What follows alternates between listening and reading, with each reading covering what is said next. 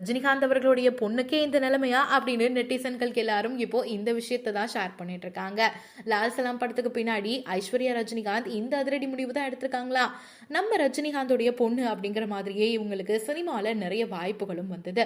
நடிகர் தனுஷ திருமணம் செஞ்சுக்கிட்ட பிறகு சினிமால டைரக்டராகவும் களமிறங்கினாங்க.